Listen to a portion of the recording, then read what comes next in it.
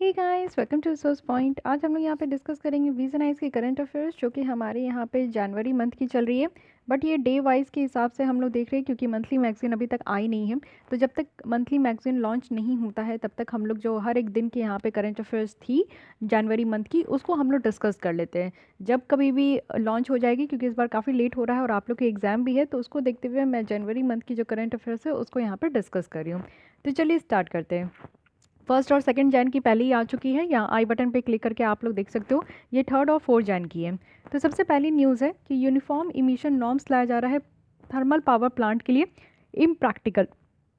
Ministry of power के द्वारा ये कहा गया है। तो देखते हैं क्या है। मिनिस्ट्री ऑफ पावर के द्वारा सजेस्ट किया गया है कि जो ministry of environment forest and climate change है उनके द्वारा यहाँ पे रखा गया है कि जो एम्बिएंट एयर क्वालिटी है इसकी टारगेट को हमारे कंट्री में बिल्कुल टारगेट करना चाहिए कि कितना हमारे यहाँ एयर क्वालिटी होनी चाहिए, ना कि कुछ नॉर्म्स रखना चाहिए इस तरीके का थर्मल पावर प्लांट के लिए जो कि क्रिटिकली पॉल्यूटेड एरिया और रिमोट एरिया के बारे में कहा जा रहा है।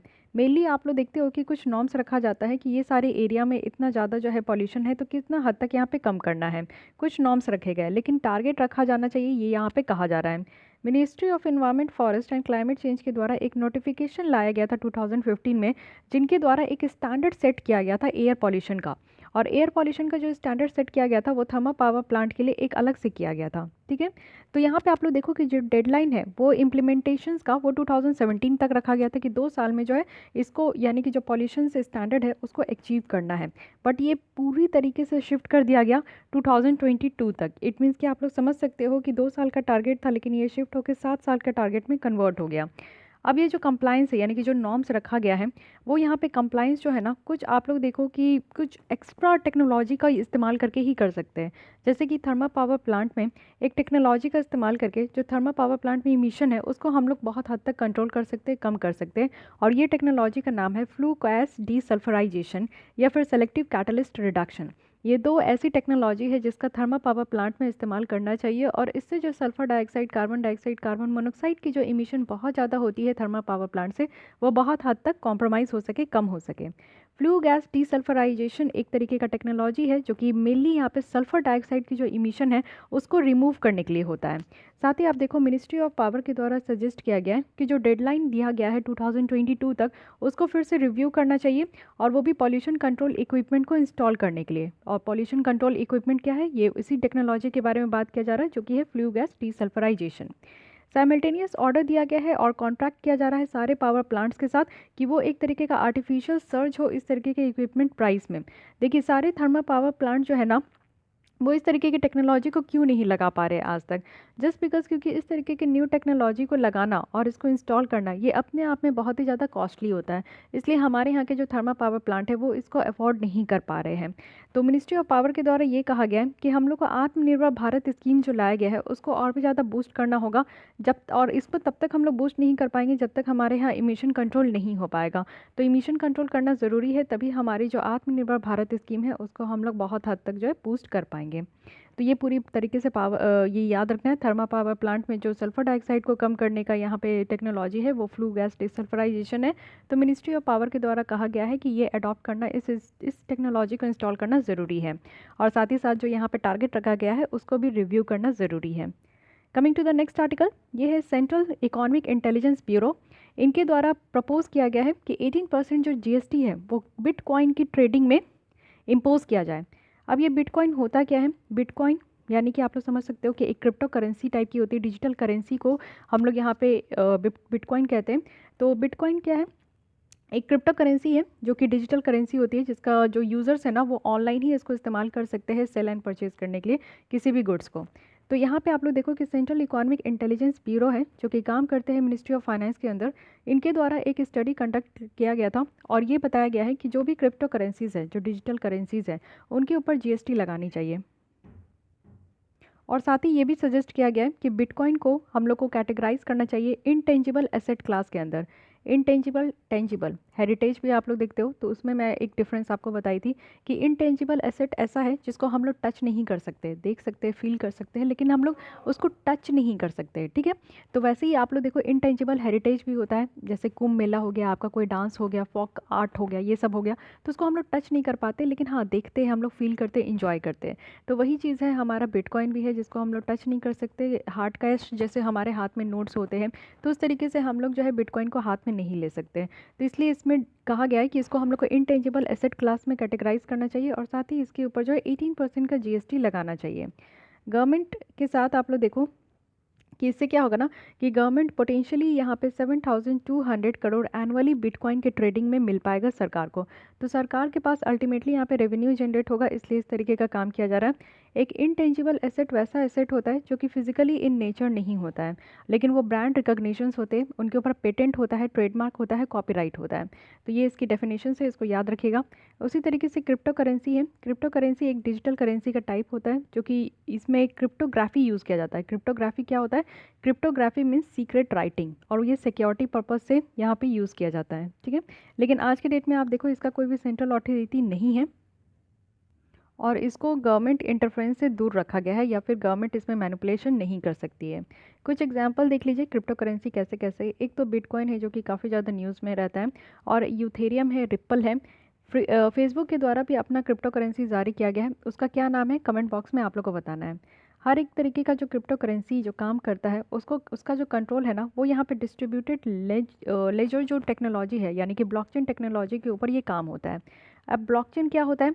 ब्लॉकचेन एक आप लोग देखो कि ऐसा टेक्नोलॉजी है जिसमें कि कोई भी अगर इन्फॉर्मेशन आप इनपुट करते हो ना, तो सबसे पहले वो ब्लॉक के फॉर्म में और इनकोड होकर यहाँ पे आपका वो डेटा स्टोर होता है।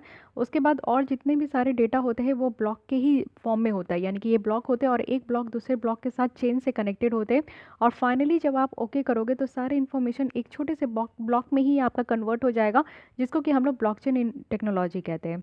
तो इसमें जितने भी इन्फॉर्मेशन आपका इनपुट किया जाता है वो इनकोड फॉर्म में होता है। इट मीन्स कि वो भी आपका सीक्रेट राइटिंग में होता है।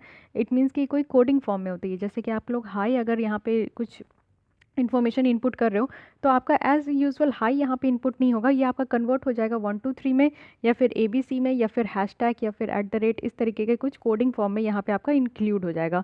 तो इसलिए ब्लॉकचेन टेक्नोलॉजी भी बहुत ही ज़्यादा सिक्योर टेक्नोलॉजी माना जाता है। 2020 के पहले क्या था कि सुप्रीम कोर्ट के द्वारा जो RBI के द्वारा इम्पोज लगाया, RBI के द्वारा जो इम्पोज किया गया था, उस इम्पोज को हटा लिया गया था सुप्रीम कोर्ट के द्वारा। इट मीन्स कि वर्चुअल करेंसी और क्रिप्टो करेंसी के ऊपर ट्रेड नहीं करना है। RBI हमेशा इस पे रोकती है, बैन लगाती है कि इंडियंस जो है वो यहाँ पे RBI क्रिप्टो करेंसी के ऊपर ट्रेड ना करे, क्योंकि क्रिप्टो करेंसी का जो नेचर है वो बहुत वॉलेटाइल इन नेचर है। समटाइम्स आप देखते हो बिटकॉइन की जो वैल्यू है वो बहुत ज़्यादा अप हो जाती है, समटाइम बहुत ज़्यादा डाउन हो जाती है। तो अल्टीमेटली इससे यूज़र्स को लॉस होता है, तो इसलिए जो है RBI के द्वारा इसके ऊपर बैन लगा दिया गया था। लेकिन 2020 के पहले ही जो है सुप्रीम कोर्ट के द्वारा ये जो बैन था इसको हटा लिया गया। आज के डेट में देखो कि क्रिप्टो करेंसी जो है एक पेमेंट का मीडियम बन चुका है, और ना ही इसको कोई ऑथराइज़ करता है, ना ही इसको किसी सेंट्रल अथॉरिटी के द्वारा रेगुलेट किया गया है इंडिया में। तो आज के भी डेट में आप देखोगे in the month of February crypto currency के ऊपर जो है बहुत ही ज़्यादा डिबेट डिस्कशन होता है कि क्या गवर्नमेंट को इसको रेगुलेट करना चाहिए या फिर नहीं करना चाहिए, या फिर बैन कर देना चाहिए, या फिर इसके ऊपर कुछ रिलीफ देना चाहिए। इसके ऊपर हमेशा डिबेट एंड डिस्कशन होता है, देखते हैं क्या निष्कर्ष निकल कर आता है। अब ये देखिए कि क्रिप्टो करेंसी काम कैसे करता है, इसको समझिए। मान लीजिए कि कोई एक पर्सन है, मैं हूँ, मैं यहाँ पे ट्रांजैक्शन के लिए रिक्वेस्ट कर रही हूँ। जो रिक्वेस्टेड ट्रांजैक्शन है वो ब्रॉडकास्ट होगा कहाँ पे? तो एक P2P peer to peer network होता है, वहाँ पे ये आपका ब्रॉडकास्ट होगा, और सारे कंप्यूटर्स एक नोड्स जैसे होते हैं, यानी कि सारे कंप्यूटर्स को नोड कहा जा रहा है, वो उससे कनेक्टेड है। उसके बाद क्या होता है कि यहाँ पे इस नेटवर्क में चला जाता है मेरी रिक्वेस्ट, और उसके बाद यहाँ पे ये जो नेटवर्क ऑफ नोड्स है वो यहाँ पे ट्रांजैक्शंस को वैलिडेट करते हैं, और उसके बाद वो एल्गोरिथम को जनरेट करते हैं। फिर उसके बाद क्या होता है कि ये जो मेरी ट्रांजैक्शन है वो यहाँ पे वेरीफाइड की जाती है, और इसमें आपका क्रिप्टो करेंसी, कॉन्ट्रैक्ट्स, रिकॉर्ड, ये सारी चीज़ें होती है। एक बार जब मेरी ट्रांजैक्शन वेरीफाइड हो जाए तो यहाँ पे आपको दूसरे ट्रांजैक्शंस के साथ भी इसको कंबाइन करते हुए देखने को मिलेगा, और एक न्यू ब्लॉक जनरेट हो जाता है इस तरीके का, जिसमें कि आपकी जितनी भी इंफॉर्मेशन है वो सब कोडिंग के फॉर्म में होते हैं, और फाइनली ये ट्रांजैक्शंस जो है कंप्लीट हो जाता है। तो ये आपका जो क्रिप्टो करेंसी काम करता है ये ब्लॉकचेन टेक्नोलॉजी के फॉर्म में काम करता है, तो ये प्रोसेस आपको याद रखना है। अब क्रिप्टो करेंसी की मीनिंग बताई गई है। और बिटकॉइन को अगर हम लोग यहाँ पे देखते हैं कि इसको बेस्ट नोन जाना जाता है, तो फॉर एग्जांपल यहाँ पे कहा गया है कि हैज़ नो इंट्रिंसिक वैल्यू, यानी कि आप देखो कि इसका कोई भी ऐसा वैल्यू नहीं है, यानी कि जैसे गोल्ड का वैल्यू होता है वैसे बिटकॉइन का वैल्यू नहीं है, ना ही इसका कोई फिजिकल फॉर्म है, ये आपको ऑनलाइन ही देखने को मिलेगा, सिर्फ नेटवर्क पे ही एग्जिस्ट करता है। और इसका सप्लाई जो है ना वो यहाँ पे सेंट्रल बैंक के द्वारा डिटरमाइन नहीं किया गया है। इट मीन्स कि हमारी जो आरबीआई है वो और भी जितने भी आपके नोट है, कैश है, वो उसको रेगुलेट तो करती है, बट बिटकॉइन जो कि ऑनलाइन करेंसी है इसको यहाँ पे रेगुलेट नहीं किया जाता आरबीआई के द्वारा। ओके, तो इतनी बातें याद रखनी है। ये आपसे पूछा जा सकता है कि बिटकॉइन ट्रेडिंग के ऊपर जो यहाँ पे जीएसटी इम्पोज किया जाता है वो किस ऑर्गेनाइजेशन के द्वारा किया जाता है, तो it is central economic intelligence bureau. Fine. Coming to the next article, ये है death due to lightning strike. अब आपको पता है कि लाइटनिंग स्ट्राइक के कारण जो है काफ़ी डेथ होता है, और ये रिपोर्ट के द्वारा बताया जा रहा है कि 37% तक ये बढ़ा है। फाइंडिंग में ये पता चला है कि जो climate resilient observation system promotion council है उनके द्वारा एक रिपोर्ट लाया गया है। नॉन प्रॉफिट ऑर्गेनाइजेशन है ये, जो कि इंडिया के मेट्रोलॉजिकल डिपार्टमेंट के साथ काम करते हैं। लाइटनिंग लिंक्ड अगर फैटिलिटीज़ देखें तो ये 33% है जो टोटल डेथ होता है नेचुरल डिजास्टर में। ये लाइटनिंग है, जैसे कि आप देखते हो कि बारिश से पहले जो बिजली कड़कती है या बारिश के दौरान भी जो बिजली कड़कती है, कई बार कहा जाता है कि बाहर नहीं जाना चाहिए, क्योंकि जो बिजली कड़कती है वो किसी न किसी के ऊपर अगर गिर जाती है तो उससे लोगों की जान चली जाती है, वो इतने हाई वोल्टेज का होता है। तो इसलिए ये लाइटनिंग से ना कई बार देखने को मिला है कि जान जाती है। तो टोटल जो नेचुरल डिजास्टर है, जैसे कि अर्थक्वेक आता है, अभी आप लोग देखो कि उत्तराखंड वाले रीजन में जो ग्लेशियर बर्स्ट हुआ है, तो ये सारे नेचुरल डिजास्टर है जिसमें जितने लोगों की डेथ होती है ना, उसमें से लाइटनिंग में 33% लोगों की डेथ हुई है। मोर देन जो 60% डेथ है वो यहाँ पे रिपोर्ट किया गया है यूपी, एमपी, बिहार, उड़ीसा और झारखंड वाले एरिया से। सजेस्ट किया जाता है कि कैसे हम लोग इस कैजुअलिटी को अवॉइड कर सकते हैं। इट मीन्स कि सबसे पहले तो हम लोग को फॉरकास्टिंग सिस्टम को इम्प्रूव करना चाहिए कि कहाँ पे इस तरीके की लाइटनिंग जो टेंडेंसी है वो हो रही है, तो हमें लाइटनिंग प्रोटेक्शन डिवाइस उस जगह पे इंस्टॉल करना चाहिए। जैसे बिहार में भी एक बार न्यूज़ आया था कुछ महीने पहले कि वहाँ पे भी 115 लोगों की जान चली गई थी लाइटनिंग के कारण, तो एक ह्यूज नंबर ऑफ लोगों की जान चली गई थी। तो इसलिए ऐसे एरिया में लाइटनिंग जो प्रोटेक्शन डिवाइस है उसको लगाने की ज़रूरत है, और फैटिलिटीज़ को एज ए डिजास्टर नोटिफाई करने की ज़रूरत है। कई बार आप लोग देखे होंगे कि लाइटनिंग से मरने वाले लोगों की जो है ना कैटेगराइज नहीं होती है कि वो नेचुरल डिजास्टर के कारण उनकी मौत हुई है, लेकिन ज़रूरी है कि इसको यहाँ पे नेचुरल डिजास्टर के कारण अगर मौत होता है तो सरकार के द्वारा कुछ मुआवजा भी दिया जाता है, तो कुछ कैश के फॉर्म में उनके फैमिली मेम्बर्स को रिलीफ भी दी जाती है, तो वो सारी चीज़ें प्रोवाइड की जाए। लाइटनिंग एक क्या है, बहुत ही रैपिड और मैसिव डिस्चार्ज होता है इलेक्ट्रिसिटी का एटमॉस्फेयर में, और उनमें से कुछ जो है ना वो डायरेक्ट कहाँ आ जाते हैं, हमारे अर्थ सरफेस में आ जाते हैं। और जैसे कि आपको पता है कि अर्थ सरफेस क्या है, गुड कंडक्टर ऑफ इलेक्ट्रिसिटी है, अच्छे से इलेक्ट्रिसिटी को एब्जॉर्ब कर लेते हैं। तो इसलिए यहाँ पे आप लोगों को देखने को मिलेगा, जैसे ये देखिए, ये दो दो आपका यहाँ पे क्लाउड है, एक ये क्लाउड है, एक ये क्लाउड है। क्लाउड में आपका यहाँ पे पॉजिटिव चार्ज है, यहाँ पे नेगेटिव चार्ज है, और यहाँ पे पॉजिटिव चार्ज है, यहाँ पे नेगेटिव चार्ज है। ये दोनों क्लाउड जब आपस में आते हैं ना, तो नेगेटिव और पॉजिटिव चार्ज जो है, आपको पता है opposite charges are attract to each other. तो अपोजिट चार्जेस जो है एक दूसरे को अट्रैक्ट करते हैं, तो इससे क्या होता है कि यहाँ पे आपका जो है ना, जब ये दोनों बादल टकराते हैं तो एक आपको लाइट बहुत ज़्यादा सुनाई देता होगा, लाइटनिंग जिसे हम लोग कहते हैं। तो इन दोनों में जो है ना इलेक्ट्रिसिटी जनरेट हो जाता है। और इसी तरीके से आप देखो कि ये जो नेगेटिव चार्ज है, और हमारे अर्थ में क्या है, पॉजिटिव चार्ज है, ठीक है। तो नेगेटिव चार्ज और पॉजिटिव चार्ज से जो है ना ये आपका अट्रैक्ट कर लेता है इस तरीके से, नेगेटिव चार्ज और पॉजिटिव चार्ज। तो बस जो यहाँ पे बादल टकराते हैं और जो इलेक्ट्रिसिटी प्रोड्यूस होता है, वहीं यहाँ पे बादल में जहाँ पे भी नेगेटिव चार्ज है और अर्थ में तो पॉजिटिव चार्ज है, तो हम लोग अर्थ भी जो है ना उसको खींच लेती है, और इसलिए इस समय जो है ना आपका ज़मीन में आपको देखने को मिलेगा कि ये इस तरीके से इलेक्ट्रिसिटी आपका आ जाता है, जिसको हम लोग बिजली गिरना कहते हैं। तो जब ये बिजली गिरता है, और क्योंकि बारिश के टाइम में पूरे मैदान में आपको पानी पानी देखने को मिलता है, तो इतनी दूर में अगर पूरा पानी भरा है और बिजली अगर पानी में गिरता है, तो ऑब्वियस है कि पूरी एरिया को ये कवर कर लेगा, और इस एरिया में जितने लोग अगर यहाँ पे खड़े हैं, बैठे हैं, कुछ भी है, तो वो यहाँ पे इसके चपेट में आ जाएंगे। ठीक है, ये आप लोग समझ गए। लाइटनिंग क्या है, कुछ ज़्यादा नहीं है, ये आपका क्लाउड के जो कोलिजन है उसी को हम लोग कहते हैं, लेकिन एक लार्ज क्लाउड का कोलिजन होता है। और साथ ही साथ बस इतना आप समझिए, ये फिगर आप लोग को समझ में आ ही गया होगा। Coming to the next article, ministry of labour and employment के द्वारा एक ड्राफ्ट इशू किया गया है। इसमें है model standing orders for manufacturing, mining and service sector. तो ये है क्या, स्टैंडिंग ऑर्डर है, इसका कहने का मतलब है कि रूल ऑफ कंडक्ट है वर्कमैन के लिए जो भी इंडस्ट्रियल एरिया में काम कर रहे हैं। तो यहाँ पे इंडस्ट्रियल रिलेशन कोड 2020 है, जिसमें कि सेंटर को ये पावर दिया गया है कि वो कुछ सेट ऑफ स्टैंडर्ड बना सकते हैं कि इंडस्ट्री में किस तरीके का सर्विस कंडीशन होगा और एम्प्लॉयज़ कैसे वहाँ पे काम करेंगे। तो ये सारे जो ऑर्डर है, इसमें सारे इंडस्ट्रियल इस्टेब्लिशमेंट यहाँ पे इंक्लूड है। वहाँ पे जहाँ पे 300 या फिर ज़्यादा वर्कर्स हैं, या फिर वो भी एरिया जहाँ पे ऑक्यूपेशनल सेफ्टी है, वो हेल्थ है और वर्किंग कंडीशन कोड 2020 अप्लाई हो रहा है। साइलेंट फीचर्स क्या होगा इस स्टैंडिंग ऑर्डर का? साइलेंट फीचर होगा कि concept of work from home भी रखा जाएगा। आज के डेट में आप देखो कि कोविड-19 के बाद ये बहुत ज़्यादा फेमस हो गया है वर्क फ्रॉम होम, कि लोगों को यहाँ पे काम करने का भी अवसर मिल रहा है, घर पे रहकर भी वो अपने जो है मीन्स अपने कंफर्ट जोन में वो काम भी कर सक रहे हैं। साथ ही वर्कर्स जो है उनको कैटेगराइज किया गया है, वो भी किस में कि किनको कितना पेमेंट देना है, कोई टेम्प्रेरी वर्कर है कि नहीं, प्रोबेशनर्स वर्कर है, बैंडलीज है, क्या क्या है, फिक्स टर्म एम्प्लॉयमेंट है। तो इस तरीके की कैटेगरी में उनको इंक्लूड किया गया है। साथ ही डिफाइन करना है बहुत सारे कैटेगरीज ऑफ एक्ट जो कि यहाँ पे आपके अंदर इसके अंदर काम किया जाता है, एक्शन लिया जाता है। साथ ही हैबिचुअल यानी कि जो ऑफेंडर्स हैं उनको भी यहाँ पे रखा गया है और डिफाइन किया गया है कि अगर कोई भी वर्कर्स यहाँ पे गलत काम करते हुए गिल्टी पाए जाएंगे तो उनको भी यहाँ पे 12 मंथ्स के लिए या फिर इससे भी ज़्यादा उनका प्रोसीडिंग का प्रोसेस अगर चलेगा तो फिर उनको जो है यहाँ पे पनिशमेंट वगैरह दी जाएगी। तो ये एक आपका ड्राफ्ट किया जा रहा है, अभी ये कानून बनेगा तो फिर आपको इसके जो जितने फीचर्स हैं ना उसको याद करना और ध्यान करने की ज़रूरत है। अभी ये ड्राफ्ट तैयार हो रहा है तो हल्का फुल्का ध्यान रखिए कि हाँ, जो इंडस्ट्रियल इस्टेब्लिशमेंट में काम करने वाले वर्कर्स हैं उनके लिए नई न्यू तरीके का कुछ यहाँ पे स्टैंडर्ड आ रहा है। वैसे लेबर कोड एक अलग है जिसमें कि कहा गया है कि एक हफ्ते में 48 आवर्स काम करना है। तो वो आप वर्कर्स के ऊपर डिपेंड करता है कि वो जैसे भी करें, या तो 4 दिन ही काम कर ले, 12-12 घंटा एक दिन, या फिर वो 6 दिन काम करे 8 घंटा, ठीक है। तो वो अलग चीज़ है। Coming to the next article, ये है food safety and standard authority of India जो FSSAI है, उनके द्वारा यहाँ पे लिमिट लगाया गया है ट्रांस फैटी एसिड लेवल पे। तो ट्रांस फैटी एसिड लेवल जो है वो हम लोग दिसंबर मंथ में भी पढ़े थे। यहाँ पे भी देखिए कि इस बार जो है आपको ट्रांस फैटी एसिड जो आज के डेट में हमारे युवाओं में, खास करके जितने भी युवा पीड़ित हैं, युवा जो हमारे यूथ जनरेशन्स हैं उनको बहुत ज़्यादा आप लोग देखोगे कि फैटी एसिड की प्रॉब्लम हो रही है।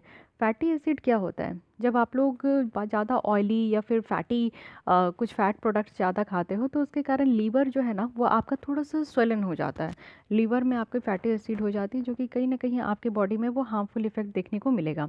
तो FSSAI के द्वारा ये कहा गया है कि जो ट्रांस फैटी एसिड है उसकी अमाउंट अगर ऑयल और फैट में देखें तो ये कंट्रोल किया जाएगा। 2021 तक ये 3% और 2022 तक ये 2% है, जो कि आज के डेट में परमिसिबल लिमिट कितना है तो 5% है। 5% से भी इसको कम करना है। ऑयल और फैट्स में कितना होना चाहिए तो 3% ऑयल में और फैट्स में 2%, ठीक है। ये आप लोग देखो WHO के द्वारा भी ये ग्लोबल एम है कि ग्लोबल एलिमिनेशन करना है ट्रांस फैटी एसिड्स का।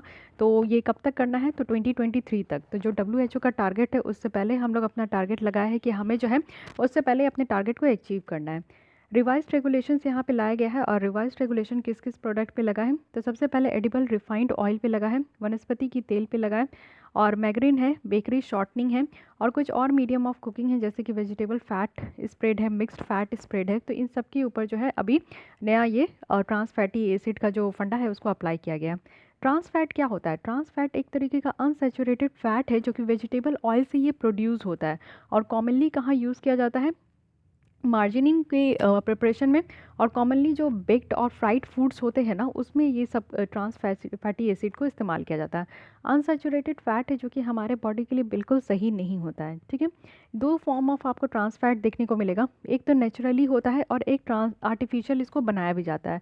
जो आर्टिफिशियल ट्रांस फैट होता है ना ये मैन मेड फैट्स होता है, यानी कि लोग इस तरीके के फैट को बनाते हैं, और इस प्रोसेस को हम लोग हाइड्रोजिनेशन कहते हैं। इट मीन्स कि एक प्रोसेस है हाइड्रोजिनेशन जिसके द्वारा आर्टिफिशियल फ़ैट बनाया जाता है, तो इसको हम लोग आर्टिफिशियल ट्रांस फैट कहते हैं। नेचुरली अकरिंग अगर ट्रांस फैट की बात करें तो ये बहुत सारे एनिमल प्रोडक्ट्स में पाए जाते हैं, जैसे कि आप मिल्क मीट वगैरह खाते हो तो उसमें आप लोग को ट्रांस फैट मिल जाता है।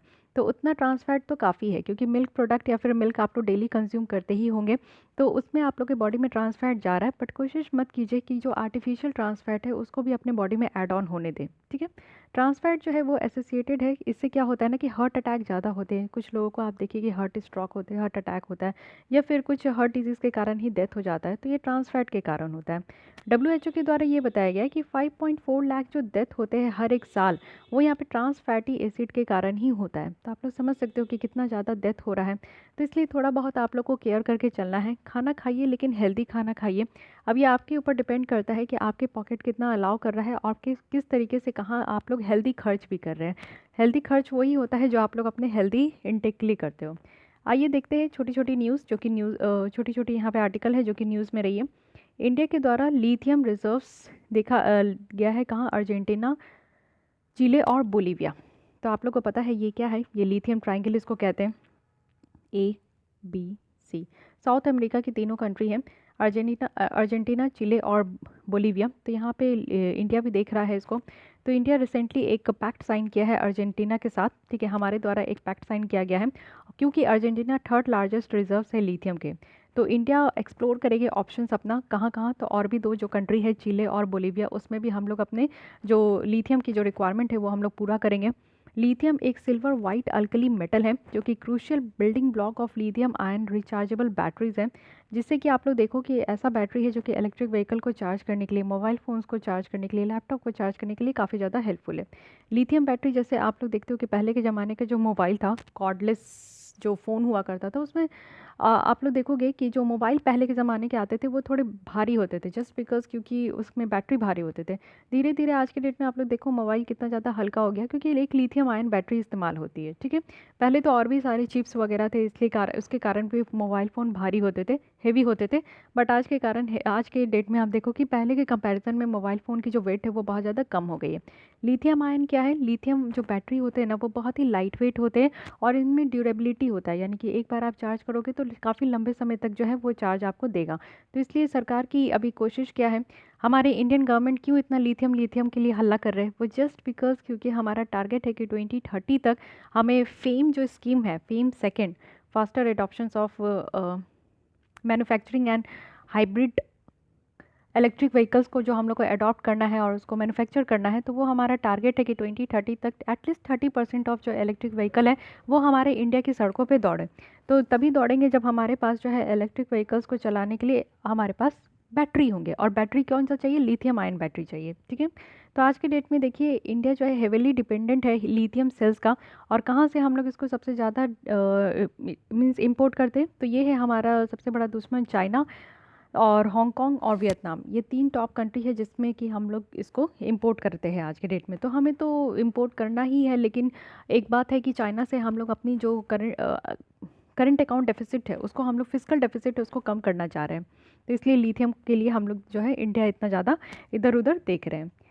नेक्स्ट है कि dredging project at major port trust. तो आप लोग देख रहे हो क्योंकि कैपिटल एक्सपेंडिचर बहुत ज़्यादा हो रहा है, तो गवर्नमेंट के द्वारा पीपीपी मोड को फ्लोट किया जा रहा है कुछ प्रोजेक्ट जो कि मेजर पोर्ट ट्रस्ट के लिए है। तो ड्रेडिंग मतलब क्या होता है, ड्रेसिंग मीन्स होती है कि कुछ सेडिमेंट्स या फिर जो डेब्रिस होता है किसी भी लेक, झील, पानी, रिवर के जो बॉटम में जो आपका कचरा देखने को मिलता है उसको हटाने के लिए ड्रेजरिंग कहते हैं। तो ड्रेजिंग का इस्तेमाल किया जा रहा है, और मिनिस्ट्री ऑफ शिपिंग के द्वारा ये एम्फेसिस किया गया है कि हमें अपने डेप्थ को बढ़ाना होगा, वो भी 2 से 3 मीटर से लेकर 17 मीटर्स तक, जिससे कि जो हायर कैपेसिटी कंटेनर वेजल्स है उसको हम लोग हैंडल कर सके। और इससे क्या होगा कि जो हमारा ट्रांसपोर्टेशन कॉस्ट है वो भी कम हो पाएगा, क्योंकि इकोनॉमिक ऑफ सेल हो पाएंगे ना वो भी कार्गो मूवमेंट में, तो इससे सस्ते भी हो पाएंगे हमारा मूवमेंट, तो इसलिए हमारा जो सामान है वो भी सस्ता हो पाएगा। नेक्स्ट है कि इंडिया के द्वारा कोविड-19 जो वैक्सीन है उसको अप्रूव कर दिया गया है इमरजेंसी यूज़ के लिए। वैक्सीन अप्रूव हुआ है, कौन कौन से वैक्सीन, तो कोविशील्ड है जो कि सीरम इंस्टीट्यूट ऑफ इंडिया का है, और ये बेस्ड किस में है, तो ऑक्सफोर्ड एस्ट्राजेनिका वैक्सीन के ऊपर बेस्ड है। दूसरा है कोवैक्सीन जो कि भारत बायोटेक की है, और इसको कोलैबोरेट किया गया है Indian council of medical research के साथ।